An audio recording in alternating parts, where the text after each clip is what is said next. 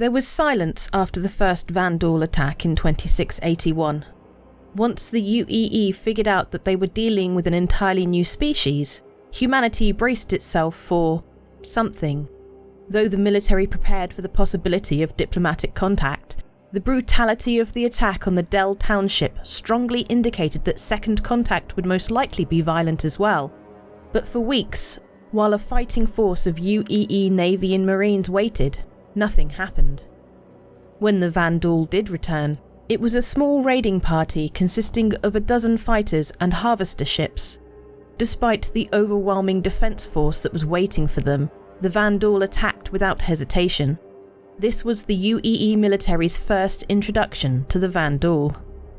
Over the next few years, as the UEE tried to learn about this new civilization, vague hierarchical details were beginning to come into focus. Dr. Arlo Gellis, a renowned anthropologist of the time, released a study exploring Vanduul's social dynamics. By comparing the prominent glyphs on the Vanduul ships, he introduced what became known as clan theory, in which he hypothesized that the Vanduul organized themselves in self-sufficient groups rather than adopting a species-wide government. As interaction with the Vanduul settled into a prolonged series of light skirmishes, Gellis's theory became more and more accepted, and a sense developed across the empire that neither diplomacy nor outright war was at all likely. By all accounts, Imperator Ileana Messa VI and her military weren't fazed by this development. If anything, the Imperator found the sporadic attacks in Orion to be a convenient tool to help remind the populace why they needed the Imperator's protection.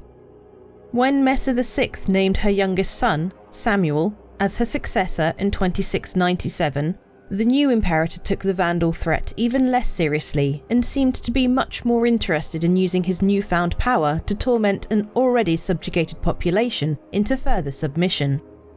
In the early years of the 28th century, the personality of Orion's system changed as well.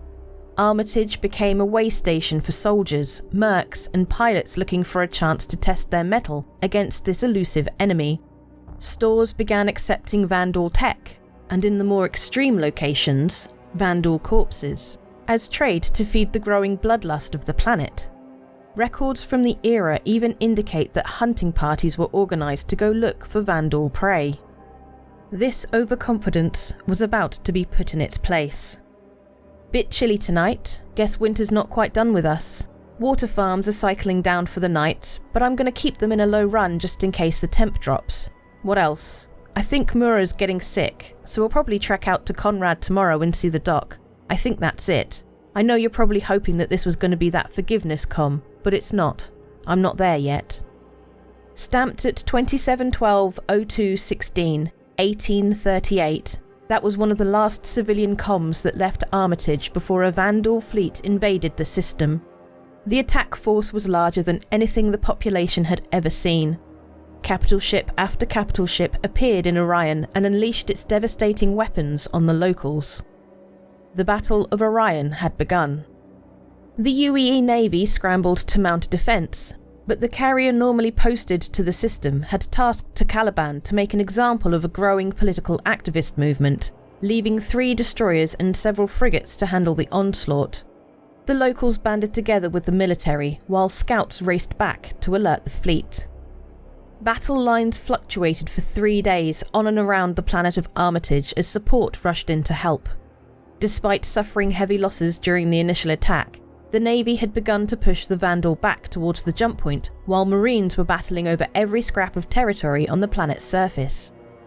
That's when the UEE caught its first glimpse of what would become known as a kingship. Nearly 3,000 meters in length, the alien ship dwarfed all of the remaining naval ships combined.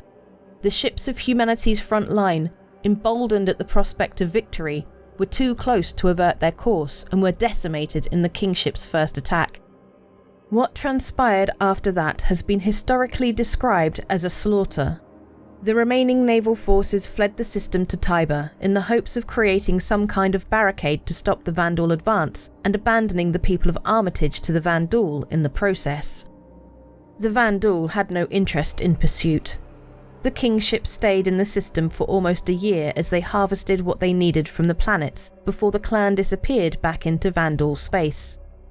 The Messes had suffered their first decisive military defeat in over 150 years. News of this defeat and the unstoppable terror at the fringe of the universe terrified the population. Everyone seemed to be asking, was it only a matter of time before the Vanduul pushed further into human space? Unfortunately, the answer was yes. What's that? You want a NordVPN ad? Well, you've got one. You should get yourself some NordVPN. You can go to nordvpn.com/BoredGamer or use the links down below. If you want a VPN to help you with accessibility, security, and or privacy on the internet, then NordVPN has got all of that. And it's on a huge discount if you use my links. Oh, click those links. Every month we have a ship giveaway, and July 2025 is no different. We're giving away a Prowler utility with lifetime insurance and a Star Citizen game package. All you need to jump into the game with a stealthy cargo ship. It's all you need to start your career as a hauler or maybe a pirate. Comment on any of our videos made during this month to be in for a chance of winning that. If you would like to further support the channel, consider becoming a channel member with the join button under the videos or a Patreon. Links down below for that. And there's loads of other links that you can help support the channel with, from Game Glass to THRUSTMASTer, loads of products that you will potentially want for your Star Citizen experience. Thanks so much for watching. I hope you have a great month, and I'll see you in the verse.